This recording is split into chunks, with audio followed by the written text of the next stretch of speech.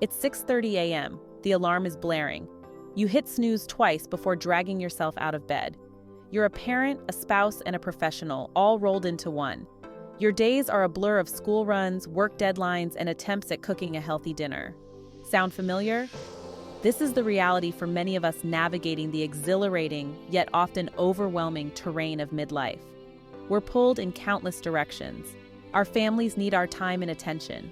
Our careers demand focus and energy. And somewhere in the midst of it all, we're supposed to find time for ourselves. It's a juggling act, and some days the balls feel precariously close to crashing down.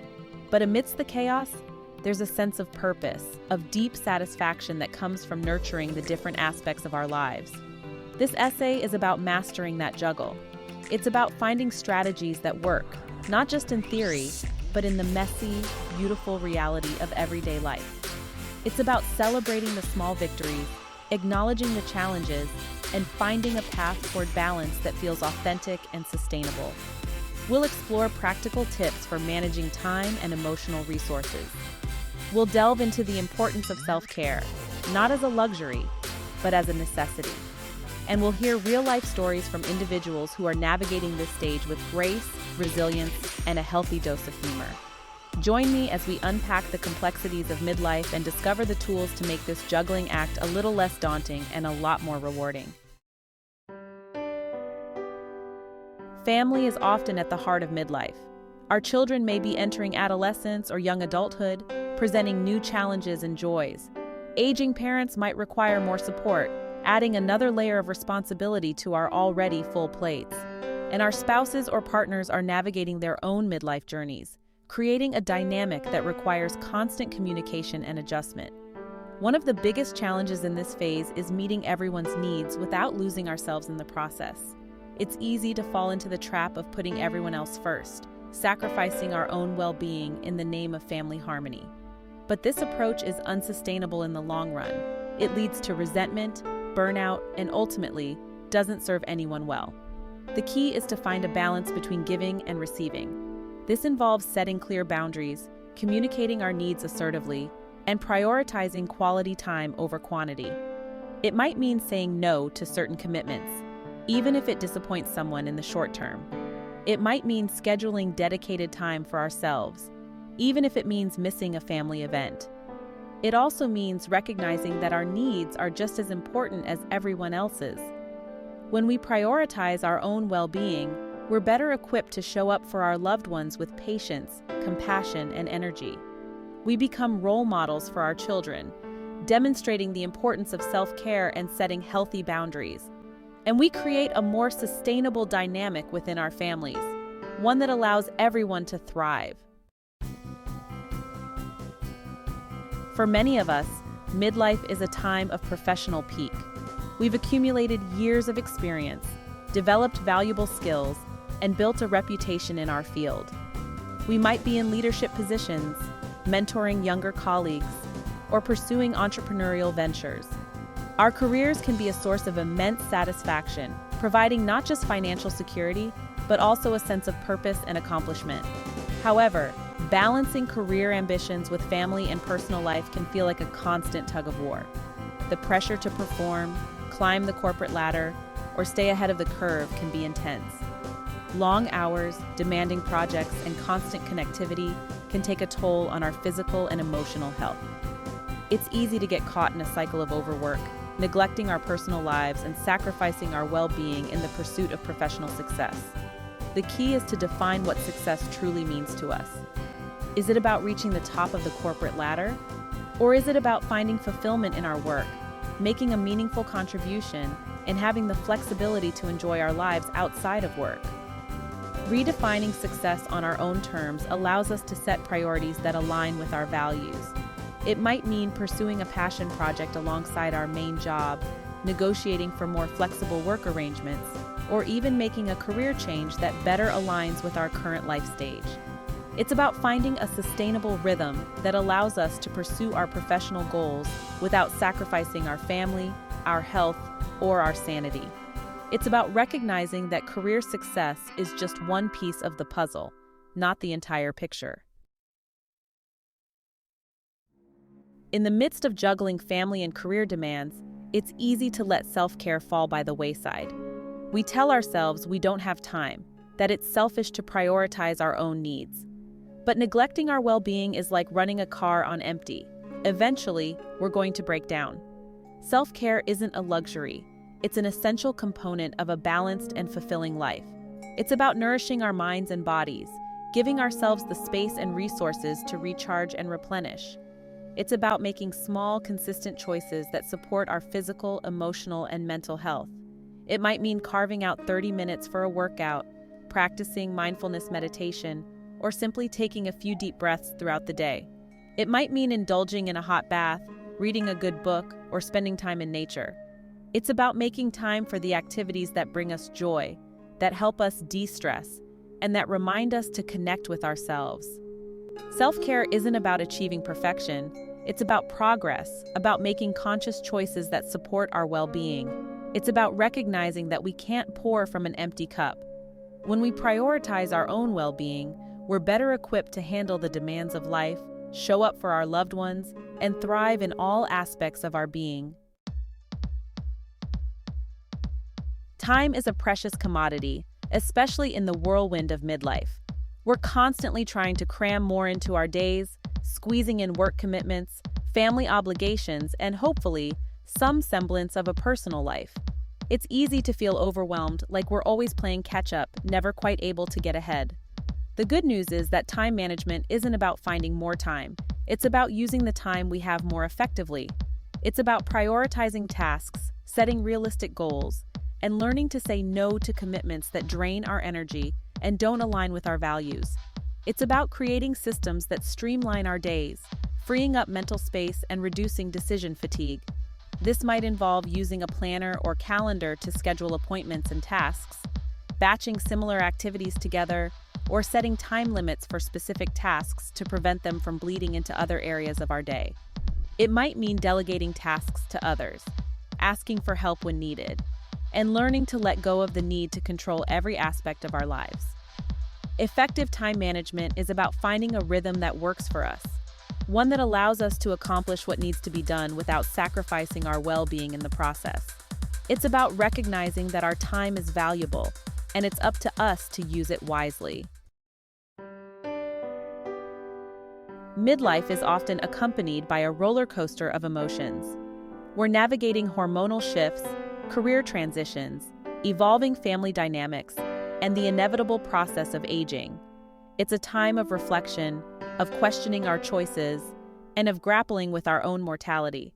It's a time of immense growth, but it can also be a time of vulnerability and uncertainty.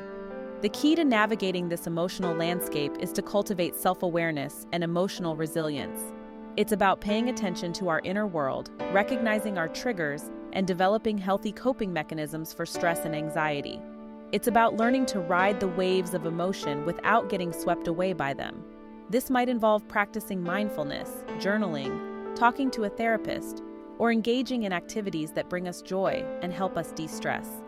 It might mean setting boundaries with people who drain our energy, learning to say no to commitments that feel overwhelming, and prioritizing activities that nourish our souls. Emotional well-being is an ongoing process, not a destination. It's about developing a toolkit of strategies that help us navigate the ups and downs of life, embrace our vulnerabilities, and cultivate a sense of inner peace.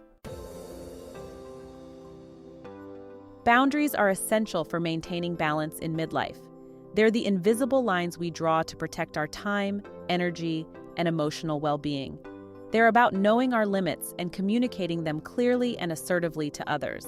They're about saying no to requests that don't align with our values or that would overextend our capacity. Setting boundaries can feel uncomfortable at first, especially if we're used to people-pleasing or putting everyone else's needs before our own. But boundaries are not selfish. They're a form of self-respect. They're about honoring our own needs and prioritizing our well-being. Boundaries can be physical, emotional, or digital. They might involve limiting our availability for work-related calls after hours, declining social invitations that feel draining, or setting limits on our screen time. They might involve having difficult conversations with family members about expectations, delegating tasks to others, or asking for help when we need it. setting boundaries is an ongoing process, and it requires regular check-ins with ourselves to ensure our needs are being met. It's about recognizing that our time and energy are precious resources, and it's up to us to protect them. One of the biggest mistakes we make in midlife is trying to do everything ourselves. We wear multiple hats, juggle countless responsibilities, and feel pressure to excel in all areas of our lives. But this approach is unsustainable and inevitably leads to burnout. Asking for help is not a sign of weakness. It's actually a sign of strength and self-awareness. Delegation is about recognizing that we don't have to do everything ourselves. It's about sharing the load, distributing tasks, and leveraging the strengths of others. It might involve asking our spouse to take on more household responsibilities, hiring a babysitter or cleaner to free up our time, or delegating tasks at work to colleagues who are better suited for them. Support can come from various sources: family, friends, colleagues, mentors, therapists, or support groups. It's about having people in our corner who understand our challenges, offer encouragement, and provide a listening ear when we need it. It's about recognizing that we don't have to navigate this journey alone. Building a support network takes time and effort, but it's an investment worth making. It's about nurturing relationships, reaching out for help when we need it, and reciprocating support to others. It's about recognizing that we're stronger together. In the midst of the daily grind, it's easy to lose sight of the joy and fulfillment that midlife has to offer. We get bogged down by responsibilities, stressed out by deadlines, and caught up in the pursuit of achievement. But taking time to appreciate the small victories, to savor the moments of joy, and to cultivate gratitude for the good things in our lives can make a world of difference. Finding joy in the journey is about shifting our perspective, focusing on the positive, and celebrating the small wins. It might be as simple as enjoying a cup of coffee in peace before the day begins, relishing a moment of connection with a loved one, or appreciating the beauty of nature on a walk. It might involve engaging in activities that bring us joy, whether it's reading, listening to music, spending time in nature, or pursuing a creative hobby. It's about making time for the things that light us up, that remind us of the good in the world, and that nourish our souls. Cultivating joy is a practice, a conscious choice we make every day to focus on the positive, to savor the moments, and to appreciate the good things in our lives. It's about recognizing that joy is not a destination, it's a way of traveling. Midlife is a time for reflection, for reassessing our values and priorities, and for defining what success truly means to us. It's a time to question societal expectations and to create a vision for our lives that aligns with our authentic selves. It's about letting go of the need to conform and embracing the freedom to define success on our own terms. Redefining success might involve shifting our focus from external validation to internal fulfillment.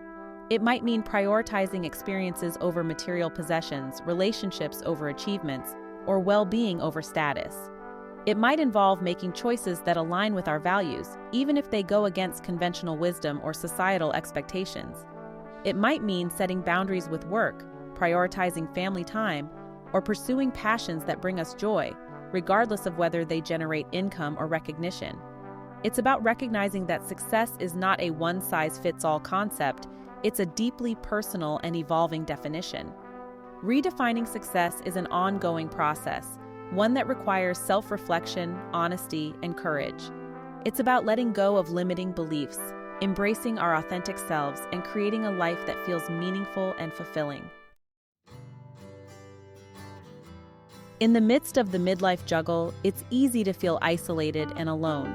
We're busy with work, family, and personal commitments, and often our social lives take a back seat. But connection is essential for our well-being.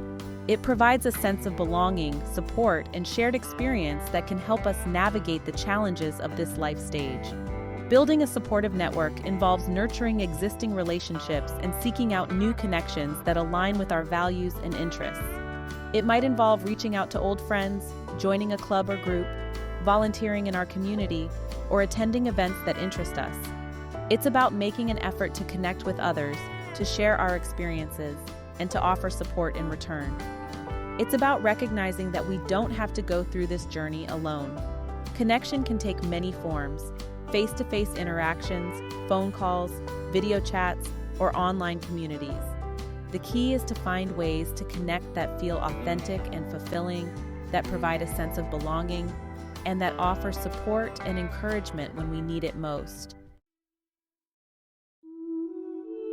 Mastering the midlife juggle is not about achieving perfect balance. It's about finding a rhythm that works for us, one that allows us to embrace the complexities of this life stage with grace, resilience, and a healthy dose of self-compassion. It's about recognizing that there will be days when the balls feel precariously close to crashing down, and that's okay. It's about learning from our mistakes, adjusting our approach, and prioritizing our well-being in the process. It's about celebrating our accomplishments, acknowledging our challenges, and embracing the journey with all its ups and downs. It's about remembering that we're not alone in this. Countless others are navigating the same terrain. As we embrace the juggle and find our balance, let's remember the words of the poet Rumi. Life is a balance of holding on and letting go. May we find the wisdom to hold on to the things that matter most, the courage to let go of the things that no longer serve us, and the grace to navigate the in-between with joy, resilience, and a deep sense of gratitude for the journey. Now, I'd love to hear from you. What are your biggest challenges in mastering the midlife juggle? What strategies have you found helpful in finding balance and prioritizing your well-being? Share your insights, stories, and tips in the comments below. Let's create a supportive community where we can learn from each other and navigate this journey together.